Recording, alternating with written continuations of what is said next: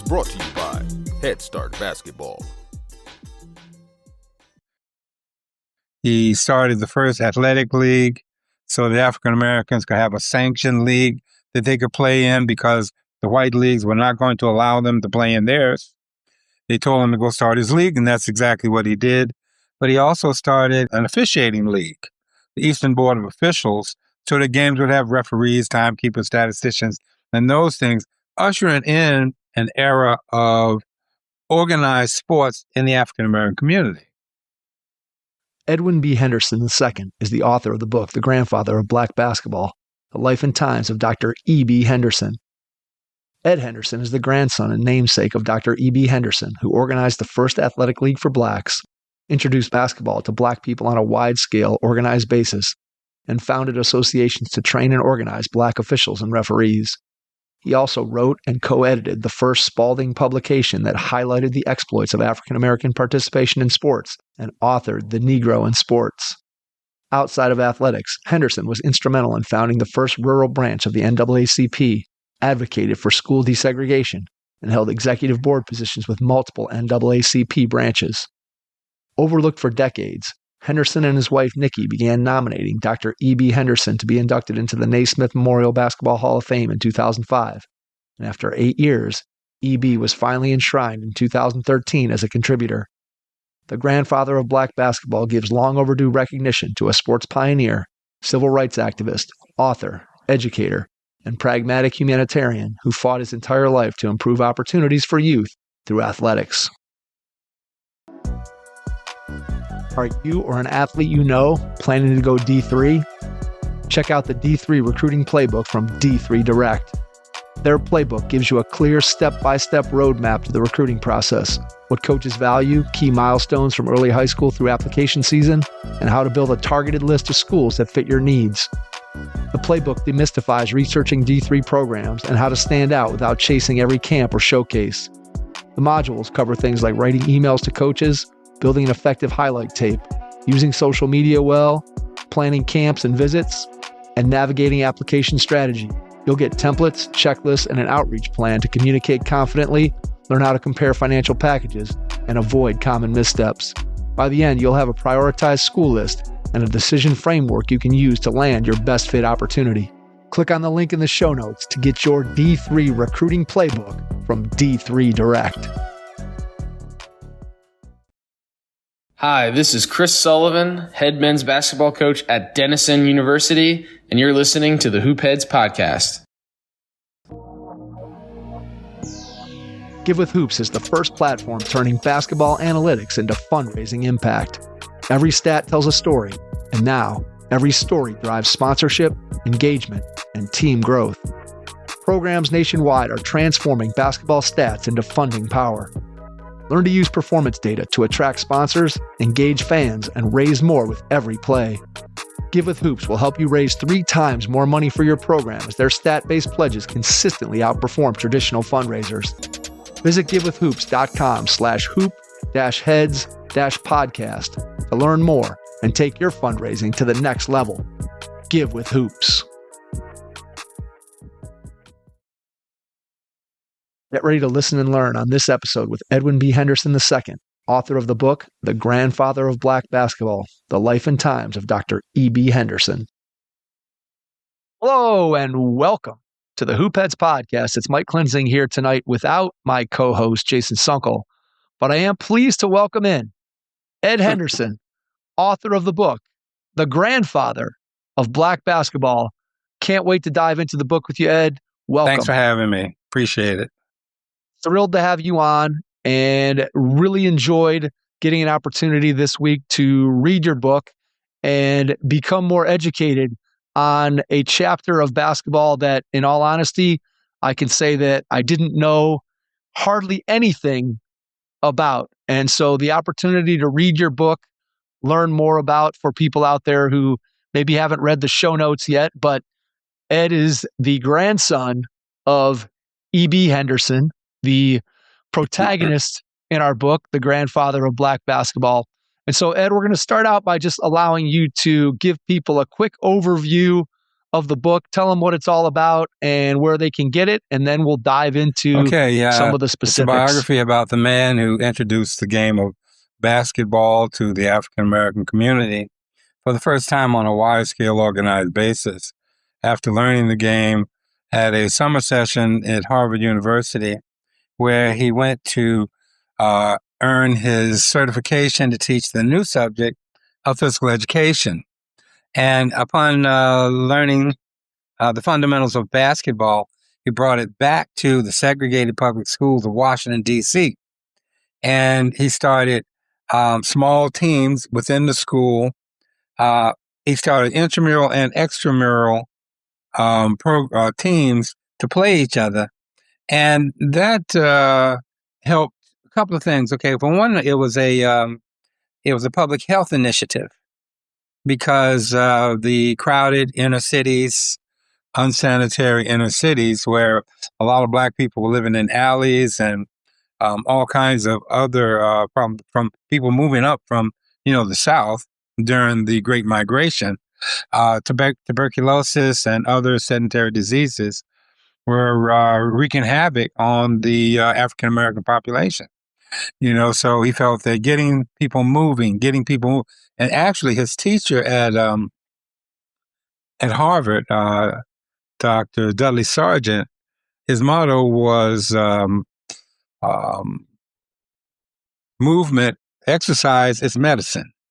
Okay, and so that was he had to go 3 summers in order to get full certification.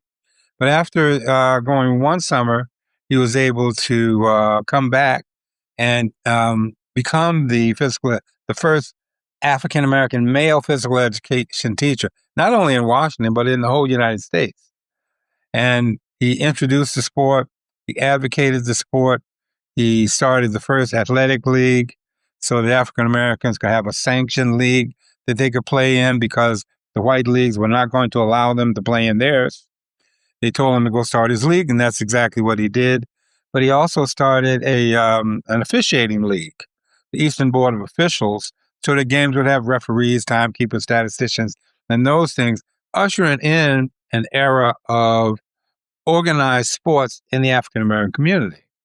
It's an excellent synopsis of the book, and there is obviously a ton more detail that we're going to dive into here as we go through and talk a little bit about the book. But I want to start with a story that you include in your book about how this project sort of came to be and the moment when you and I believe your sister discovered a box of records, memorabilia, just documents, things in your grandfather's attic that inspired you to learn a little bit more about him and his life and kind of took you down this path of what eventually became this book. So tell me a little bit about that discovery and how that then led you into this passion project of writing this book about your grandfather. I inherited my grandfather's house in Falls Church, Virginia. And in 1993, upon moving in, we were in the attic and we were looking around. We saw a box. And upon further inspection, this box was the contents of his file cabinet. And, the light went on. It was like in the the movie, The Blues Brothers, that we're on a mission from God here, It was my roadmap for, my inspiration to dig deep in much further, going to the National Archives, the Howard University Archives, the Library of Virginia, the courthouse here in Fairfax, all these different places. Because my background, I have a degree in history, and now it had purpose. It had purpose, and I'd say probably between things in life and procrastination, took about 20 years to get down and dirty and do it. But when I decided to do it, made the commitment to do it, put it that way. Looking at a book holistically, I think can be overwhelming But what I did was I broke it up into smaller chunks, chapters, and wrote the chapters.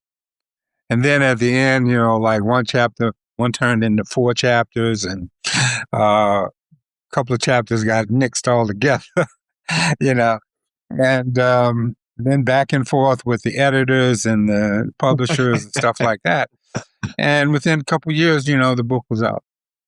How much time would you estimate that you spent doing the research in those various places that you mentioned, if you had to ballpark it? Obviously, you don't have the exact numbers down to the minute, but if you had to ballpark how much time you spent on the research portion of the book, what would you say? The long story, of course, is 20 years, but I'd have to say that, a lot of life went into that as well. Probably a good year's worth of research, and not only that, but also the effort to nominate and get him into the Basketball Hall of Fame. When starting in like 2005, getting the package together for the 2006 effort. We spent a good 8 years, promoting and pushing the envelope and trying to make something happen. And after that was done, certain other people picked up on it, like the University District of Columbia, who's built a statue of him. That's a miniature of it right there. And by that time, though, I was already into writing the book. But, it's always been about promoting my grandfather. And what I'd like to say is that, all of this is really about him. It's not about me. And my wife told me that on my gravestone, they're gonna put the son of E.B. Henderson, and that's gonna be about it, But it's taken it's taken a good portion of my life to try to get him. I think what he's due, and his rightful place in the history of sports and basketball.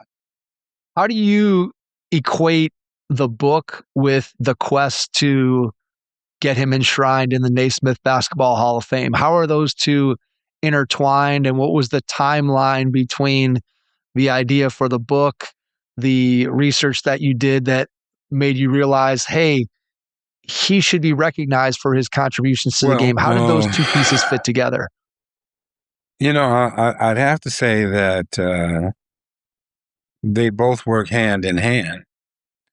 The book, I think, was a natural progression, because even though he was in the Naismith Basketball Hall of Fame, little attention is given to the early history of basketball. Everyone is more interested in the day-to-day, season-to-season celebrities that are on the court, and rightfully so. And, it's a special fraternity of athletes where respect is given for the talents that one possesses. And one rarely looks back at where it all began. But I think in any story, the beginning is important. And,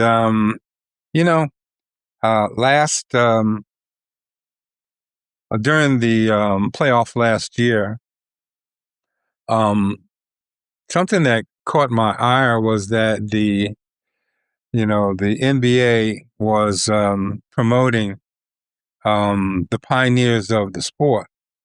But really, they were highlighting the Black pioneers of the NBA. People like Earl Lloyd, Sweetwater Clifton, Chuck Cooper, and saying that they were the pioneers. But yet there's a whole almost 50-year history before that eventuality. And if the NBA is the vanguard of the sport, they need to, recognize the pioneers of the whole sport, which includes E.B. Henderson. I'd like to read something from Arthur Ashe's book, A Hard Road to Glory, basketball version, where he says this: "I look back. The game has come a long way since 1891 when James Naismith nailed 2 peach baskets to the wall. Black players have weathered many difficulties since 1908 when E.B. Henderson began the first serious inter-city competitions between New York City and Washington, D.C. Much credit is due to those pioneering teams: Monticello, Leon D. Big Five, the Savoy Big Five, the New York Wrens, the Philadelphia Tribune, girls team, the Harlem Globetrotters, Tennessee State, Winston-Salem State College, and Alcorn A&M. Henderson himself cannot be thanked enough for his contributions. In addition, coaches and officials like Cumberland Posey, Bob Douglas, Abe Saperstein, Holcomb Rucker, Big House Gaines, Johnny B. McClendon, Vivian Stringer, Dave Whitney, Bill Russell, John Thompson, Lenny Wilkins, and Casey Jones have been outstanding. Okay, but it starts with E.B. Henderson. You know, when you look at blacks in basketball, and when you look at the time period, there were only sparsely 1 or 2 players here or there when E.B. Henderson, when my grandfather started to teach the sport, start teams, leagues, and organize the infrastructure for blacks to participate in the sport. The basketball was basically played in the YMCAs and at PWIs, predominantly white institutions, of which African Americans were not present. So if you look at it, African Americans would be excluded from the sport, where today they dominate the sport. Talk to me a little bit about the way that the school system was set up in Washington, D.C. at the time. It's one of the things that, as I was reading through the book and gaining an understanding of the difference between, again, you had what at that time was called the colored schools, and then you had the white schools within Washington, D.C. And then later you get into, and we could talk about this too, when he came back to Falls Church, and you had just, again, where there was not funding for the African American schools in Falls Church, and there was for the whites, and there was some percentages in there where 97% of the budget in Falls Church was going to the white schools versus the African American schools. But it felt like, at least from the book, and tell me if I'm interpreting this correctly, that despite the fact that the DC schools were segregated at the time, that those schools were pretty well taken care of in terms of funding and providing a quality education for the African American students who were attending those schools. And henceforth, your grandfather, it sounds strange now to say that he was the first male physical education teacher, because oftentimes, right, the first thing that pops into your head when you think about a physical education teacher today, oftentimes we think of males in that role, but clearly a different time when there were more females in teaching. But just talk to me a little bit about the setup of the DC schools and how that in some ways facilitated your grandfather's ability to be able to do what he did and introduce the game to a whole generation of African American students. After the Civil War, there was a senator from Massachusetts, Charles Sumner, who was beaten down on the floor of the Senate. But he was an abolitionist. He advocated for equal schools. Actually, he advocated for fully integrated schools, but they weren't ready for that. But he was able to get the funding to start segregated and fully funded schools, building of schools for Black students in the nation's capital. And it started out, very very well. Buildings were built. However, The issue with basketball was auditoriums,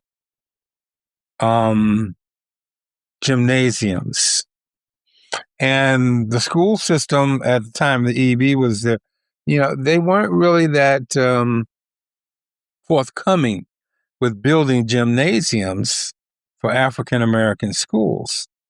EB, he actually went to the Central YMCA, the white YMCA, and was kicked out.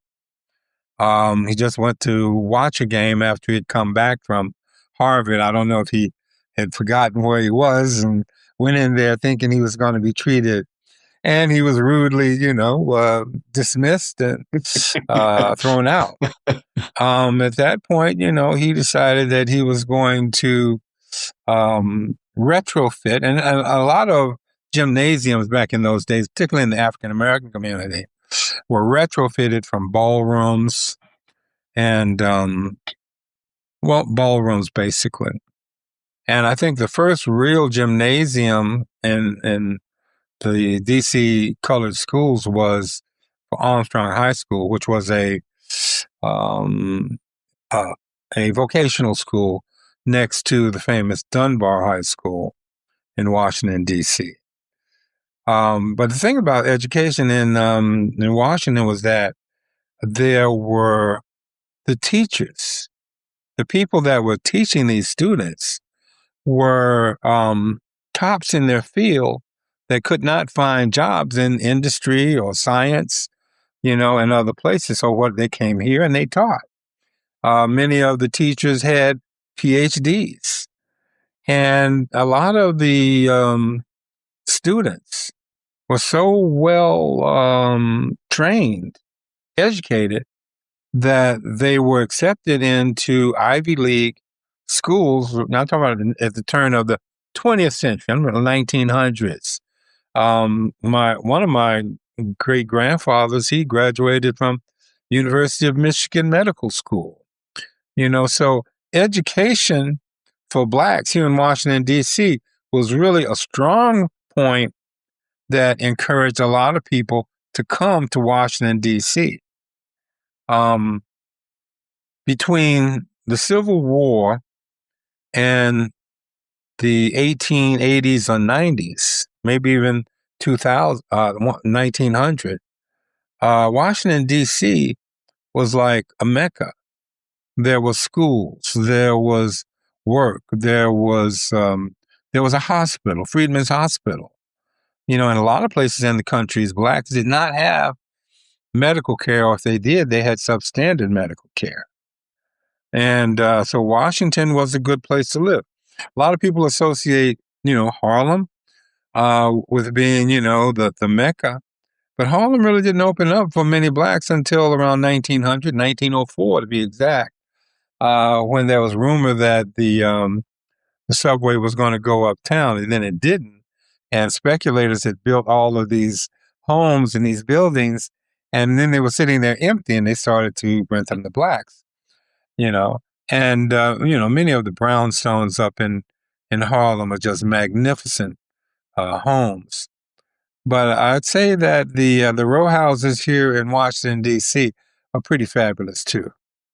Absolutely. There's no doubt about that. Anybody who's been to D.C. and seen those and seen the architecture, for sure, they were special places without question. So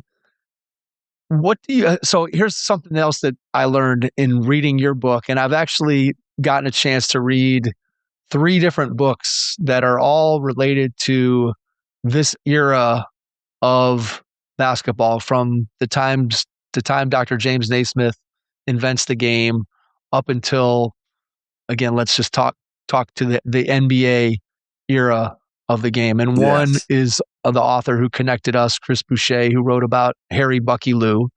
And then today I talked to 2 authors who wrote a book about AJ DeBonsta, who's currently playing at Brigham Young University. And they wrote about his journey to Brigham Young, but also they wrote about the connection between the Mormon Church and the game of basketball, going again all the way back to Dr. James Naismith. And one of the phrases that was in all 3 books, which I had Yeah. never heard before was the phrase muscular Christianity. And prior to reading Chris's book, I had never heard that phrase. And then you share that in your book. And then the authors of the book about A.J. DeBonsta shared in their book that same concept. So talk a little bit about the muscular Christianity. I don't know if you call it a movement, idea, where that came from and how that played into the role that basketball that phrase, played muscular for your grandfather in Christianity, helping comes his out students. of the YMCA movement. Okay. It was one of the mottos of the YMCA. And here in Washington, D.C., the 12th Street YMCA was the first, well, it was segregated, of course. Blacks could use some of the YMCAs up north, but the YMCA here in Washington, the 12th Street YMCA, was the first full service YMCA for African Americans. And it was funded by two giants. It was funded initially by John D. Rockefeller, gave $25,000. And actually, my grandfather's team, their play helped to raise money to help build the YMCA. But even at the end, they got a grant from another $25,000 grant from Julius Rosenwald of the Rosenwald schools. He also helped to build colored YMCAs throughout the country as well. A lot of people don't know about that part of Julius Rosenwald's legacy. But the other thing is that the 12th Street YMCA was, the cornerstone was laid by Teddy Roosevelt in 1908. And my grandfather's team was started around 1908 too. It wasn't finished until 1912. But yet, the team that my grandfather started won the colored basketball championship of 1909-1910. The building wasn't even finished yet, but they were playing under the auspices of the 12th Street YMCA. And so, and that just goes to show you the character of, these individuals that were playing at that time, because they felt that they really boo-hooed professionalism. They felt that professionalism and money would destroy the importance of sportsmanship. And so pay for play, as they used to call it, didn't really take hold until around the 1920s. Yeah. Even today, right, when we look at the way that the game has changed, it's interesting to kind of compare and contrast. And that was the conversation that I had with the authors today about BYU, and talking about the compare and contrast with sort of the mission of the church to use basketball in the way that you just described. It's an amateur sport. It's to build up a person's moral character and these kinds of things. And yet now we look at the way that college basketball, which used to be a theoretical bastion of amateurism, and now the way that it's sort of becoming more and more professionalized as we move into this NIL era of college basketball. It's certainly just interesting to think back and read these stories of how the game started, what maybe the original purpose of it was, how people looked at it, and the impact that it had on society, and the impact that the people who got it started and were trying to help it to spread, the influence that they hoped it had on the people that they introduced the game to. So it's certainly a period of history that, even if you have followed basketball, even if you're a basketball fan, it's certainly something that I don't think a lot of people are aware of. As you said, this piece of history, this 50 years from the introduction of the game and the invention of it from Dr. James Naismith into the modern, into the more modern era, if we can call 1950 the 1950s modern at this point. But it certainly is interesting just to follow the arc of the game and your grandfather's contributions to being able to contribute that to his students. And like I said, I learned a ton about just the history of Washington, D.C. and how that was set up and the school system and all the things the details that you include there. So I don't know if you want to pick up anything Sure. from that Yeah, before I move on to the next, book is the about next piece of basketball. the It's next not topic. just about basketball. It's a biography. Okay. And so it talks about his work in civil rights in rural Virginia as well as in Washington, D.C. It talks about the day-to-day struggles of African Americans between the Civil War and civil rights. And then his sunset years in Tuskegee, Alabama, where I grew up. His wife, my grandmother, her sister married Booker T. Washington's son. But my father was the director of the George Washington Carver Research Foundation. And so moving to Tuskegee was a way to, move to a slower pace environment in their older years and being around and doting on their grandchildren, And I remember when I was born. I don't remember, but the story goes. When I was born, my grandparents drove down from Washington to Tuskegee. And when they got there, they told my grandfather they were going to name me Dave Meriwether Henderson. Upon hearing that, he went upstairs. It was a long drive. I'm sure he was tired. But the next day, he lingered in bed, and the next day after that also. And they got worried. They called the doctor to come to the house. Back then, doctors used to make house calls. And they said, we don't know what's wrong with him, but he seems to be quite ill.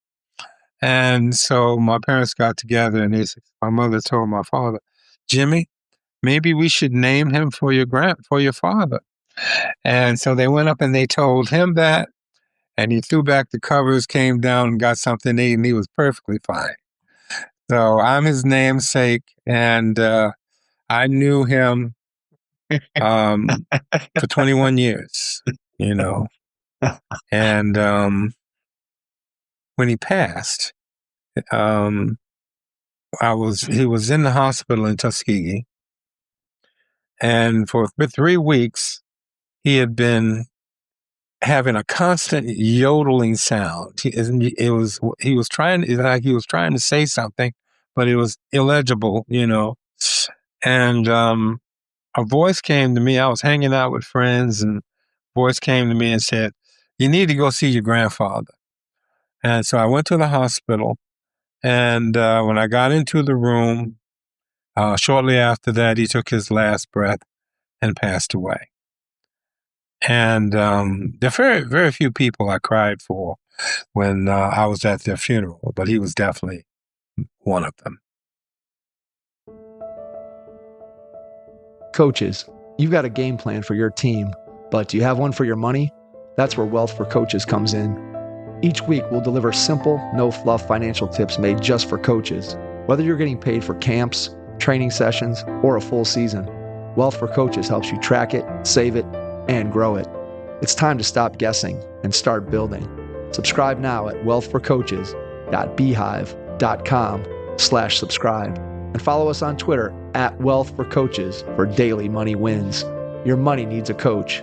Start with Wealth for Coaches.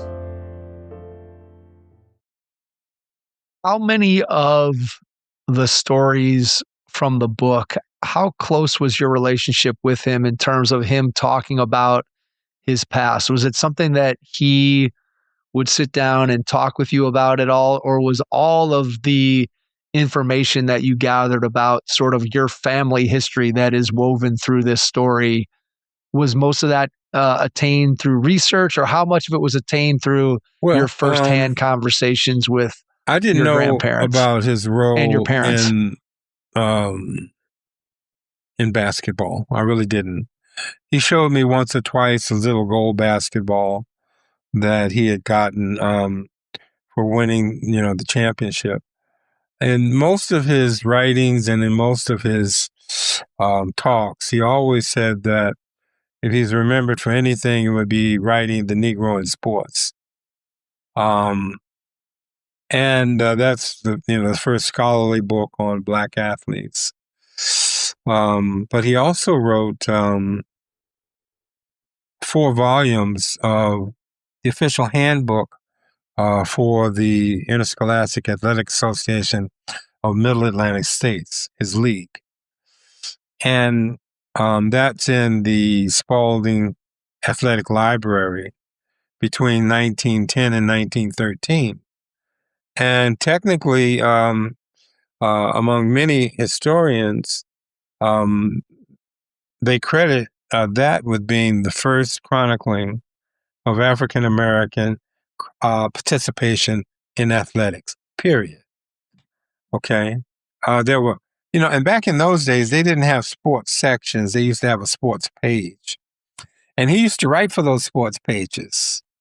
And most of them, were part of, in the Negro press, things like the Afro-American, the Pittsburgh Courier. He was a stringer. He would write and put articles in those newspapers. He was also a writer. He had a regular column in A. Philip Randolph's magazine, The Messenger, which was a vanguard of the Harlem Renaissance.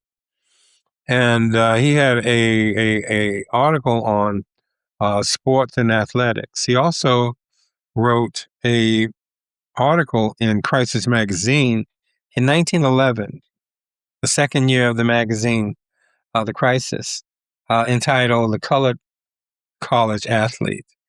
So he was a very prolific writer, and he wrote over 3,000 letters to the editor here in Washington, D.C., the Post, the Evening Star, and the Washington Afro-American. So, and the Wizards have a essay contest that honors him every year as well. That gives away $30,000 to high school seniors towards their college education. And at that time, I'm sure it wasn't easy to be able to get those works published. And the other thing that he wrote, I know a lot, and you mentioned it several times in the book, is in his role as an advocate for civil rights, that he wrote numerous letters to the editor of various publications to advocate for lots of different things. But talk a little bit about those letters to the editor that he wrote and kind of how that played a role in his life. He was instrumental in starting the first rural branch of the NAACP right here in Falls Church, Virginia. But he didn't stop there. He started a branch in Leesburg. He started a branch in Arlington. He started a branch in Alexandria. And he would write about those things. One of the motto, he was also president of the state NAACP right after he retired in 1954. He was the state president of the state. He's president of the state NAACP. And he was tasked with the job of making sure that Brown versus Board of Education was implemented. And here in Virginia, that was a hard task. The governor and the senators had swore something called massive resistance to desegregating the public schools. And my grandfather worked with Spotswood Robinson and a number of other, Oliver Hill, and of course, the big guy, the Supreme Court Justice, how can I forget his name? He lived just a few miles away. Once he became judge advocate for the United States, Thurgood Marshall. Okay. And he worked with all of these people, and he knew, a lot of these people in the NAACP. He had letters between he and James Weldon Johnson, who was the executive secretary. He have a letter from Mary White Ovington, one of the founders, and of course he wrote for and had conversations with W.B. Du Bois. So he knew a lot of people, and he was so well respected while he was alive. But when he died in 1977, and when I tried to get him into the Basketball Hall of Fame, the public memory is only so long. If there's nothing out there, that's visible that people can latch on to. And so it was a hard sell, and we had to do a re-education of my grandfather's contributions in order to get him into the Basketball Hall of Fame. But the one thing that we did was, the first year we did a 138-page booklet. And after talking with the curator at the Hall of Fame, nobody knew who he was. I don't think anybody opened the booklet at all. So my wife and I, we thought outside the box. We made a 7-minute video, burned 28 DVDs, and set that up as our nomination packet. And then the year after that, we bought some footage from the Today Show when Arthur Ashe was talking about my grandfather. Included that in there along with a segment, an interview with Sheila Johnson, in order to get him into the Basketball Hall of Fame. When you first reach out to the Hall of Fame, who do you reach out to? Who is the contact, or who's the committee? What's the process for even getting that started? How did you know who to send all that stuff to sort of get the process started and educate the Hall of Fame? Well, my wife is a museum professional, and so she knew the person to contact would be the curator. Okay? But there's a process. There's a process by which you go about nominating a person to the Hall of Fame. Usually they're done by a sponsor that's usually a professional player. But somebody has to do the work, and put it forth. There's a process. And after meeting John DeLeva, who is the president of the Hall of Fame, he was a good ally and advocate. But I'd have to say that another person who I give a lot of credit to, who helped push the needle forward, is the person who wrote the foreword to my book, David Aldridge. David Aldridge has been a real ally and a good friend, and I appreciate everything that he's done for me.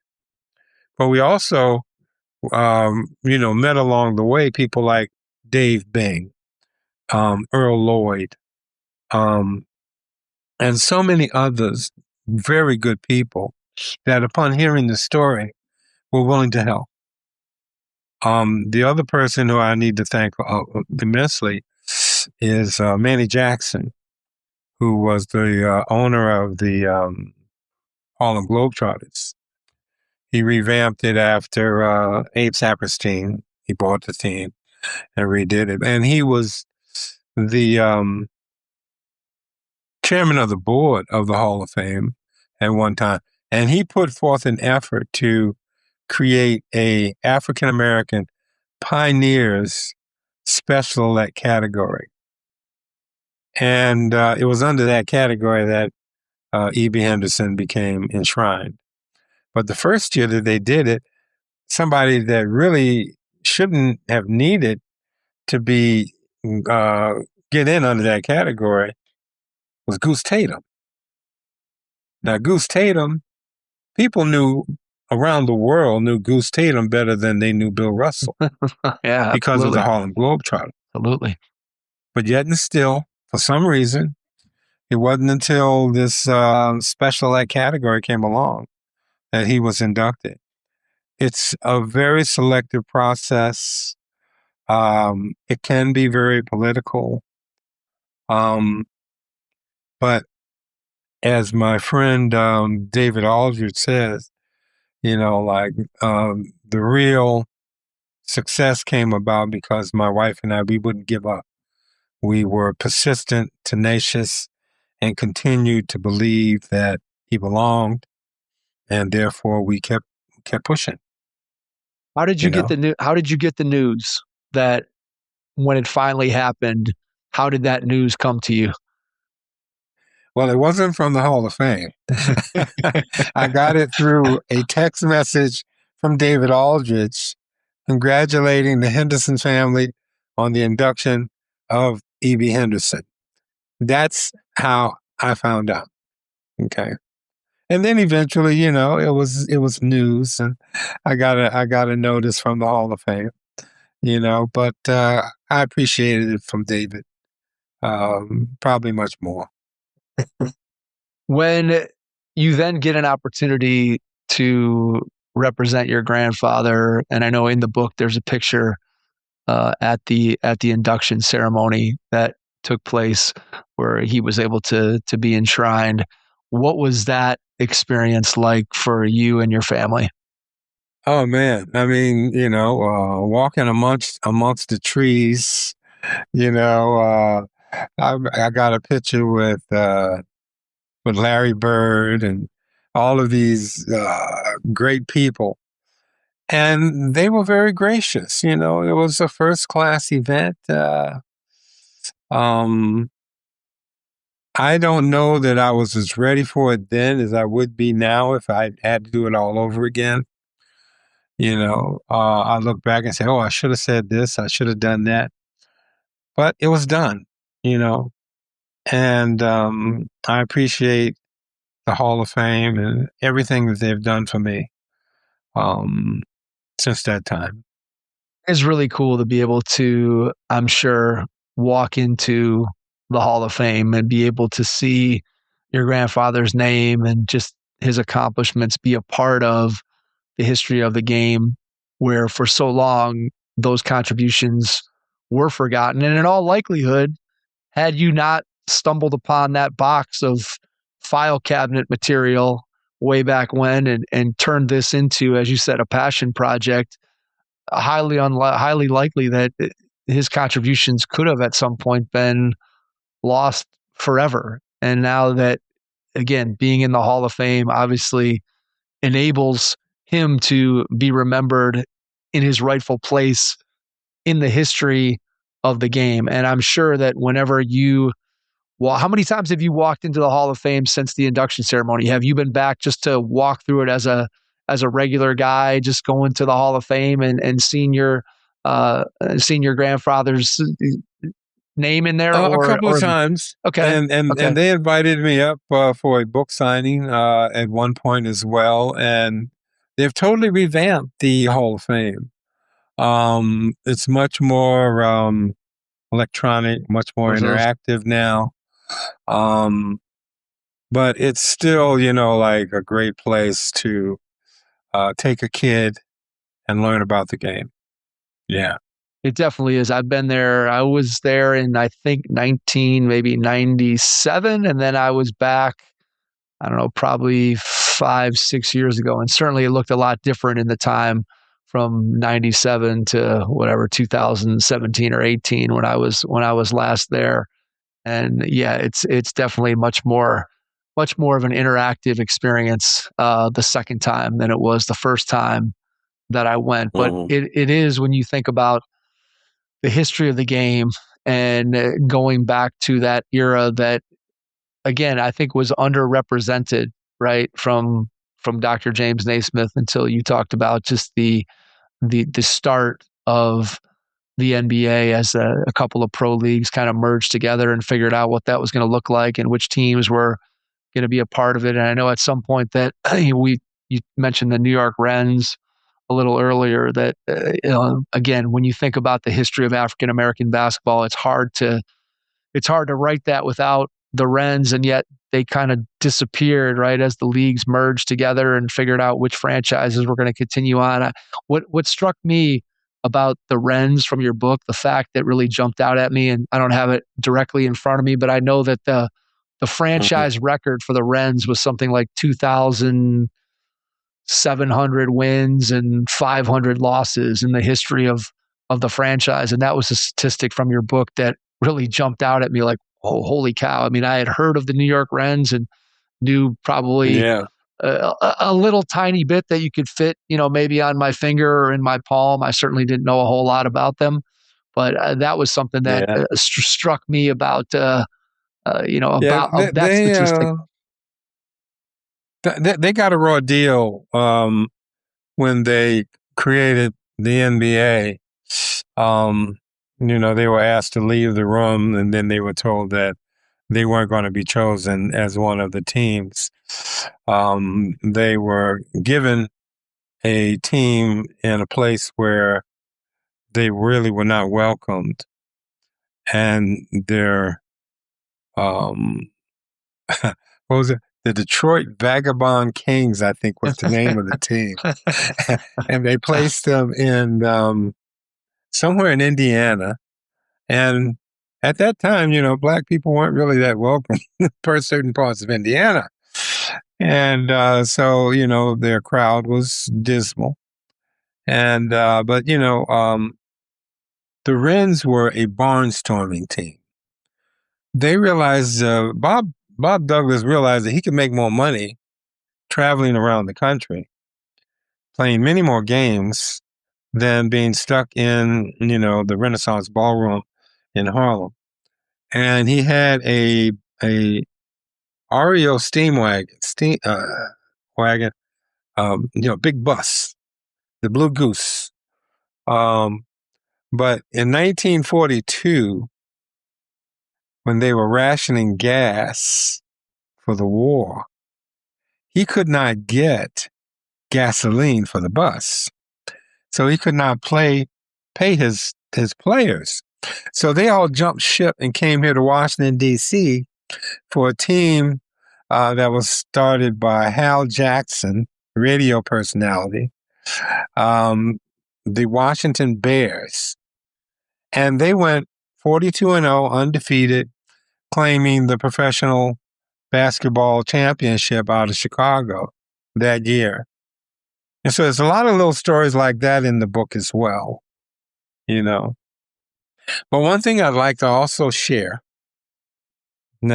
is this new book here by Kadir Nelson, a great illustrator.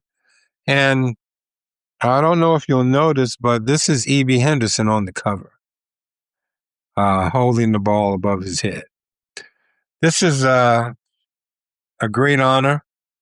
I know that this is going to be a bestseller. I learned about it in the New York Times book review.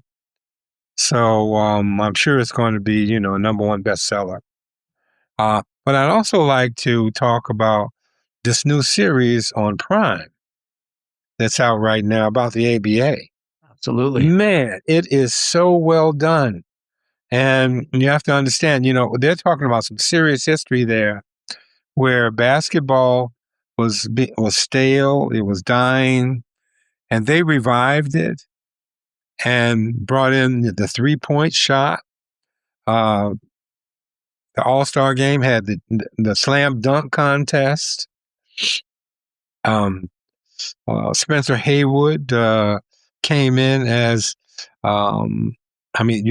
before him, you had to have graduated 4 years in college before you could be considered for the NBA.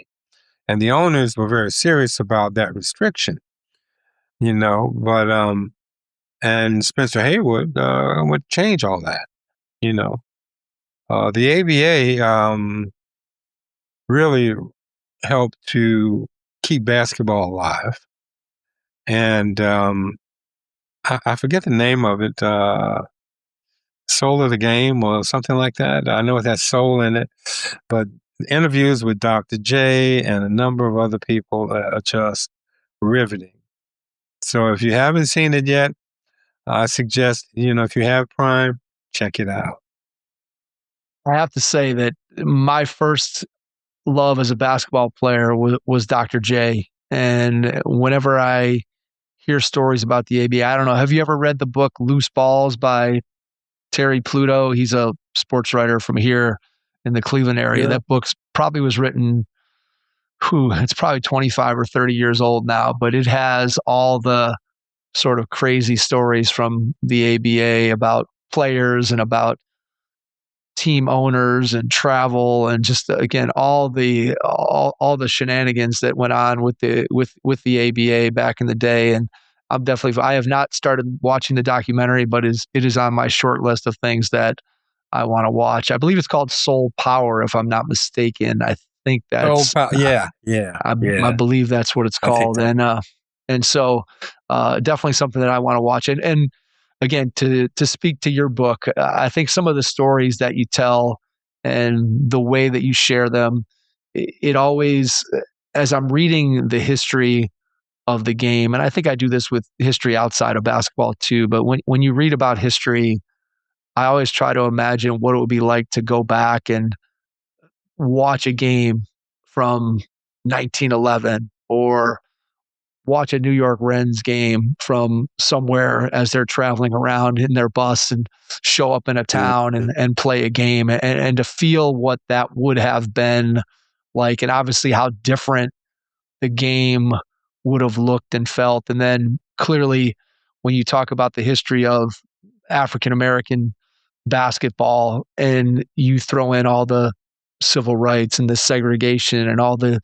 challenges, to put it lightly, that someone like your grandfather had to face just in his ordinary everyday life to go about and raise a family and do all the things that he had to do, just to be sort of a fly on the wall and see what those experiences were like. And I think that one of the things that I really loved about your book is it brought a lot of those stories to life and sparked my imagination to try to, again, get those pictures in my head of what that would have looked and sounded and felt like to be around the game during that time. And I think that's a credit to you as an author to be able to bring that, bring all that to life.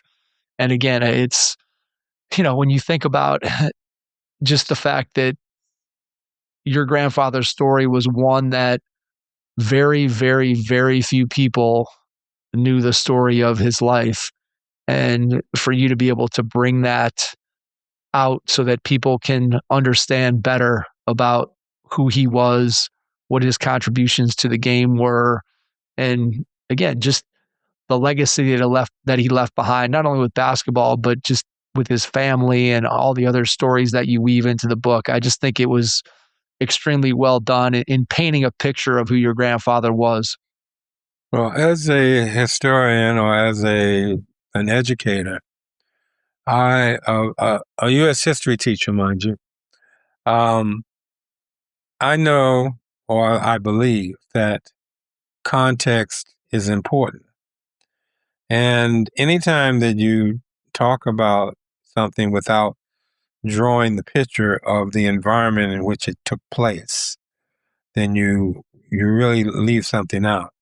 And there was enough there for me to make it interesting, I think. At least I hope.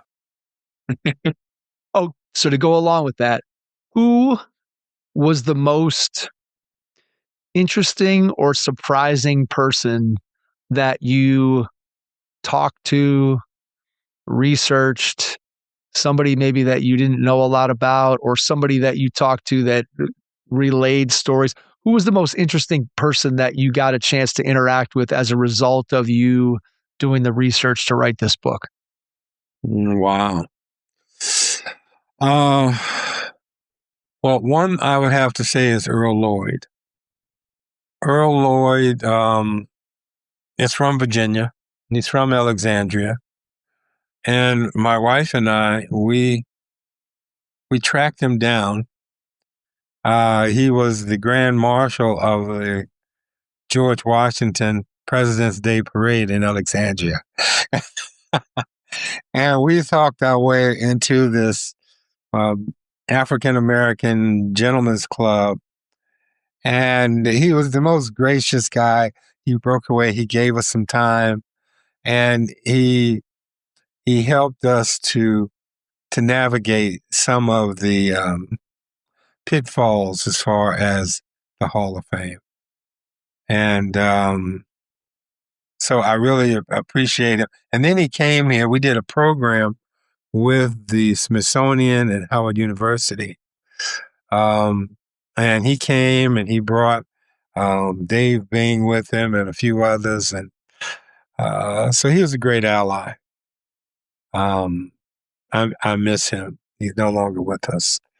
But there were so many people that we came along the way. And the thing about something I realize is that if you believe in something, the universe will send people to help you to do what you want, what you're trying to do. You're not alone. If you believe and you do the work, it'll happen. And there were times when I thought it wouldn't, but you can feel down for a little while, but then put your feelings aside and get back to work. What did the work look like to write the book? Did you sit down? Did you have a specific time of day that you would write? Did you try to do I'm going to write for an hour a day. I'm going to try to write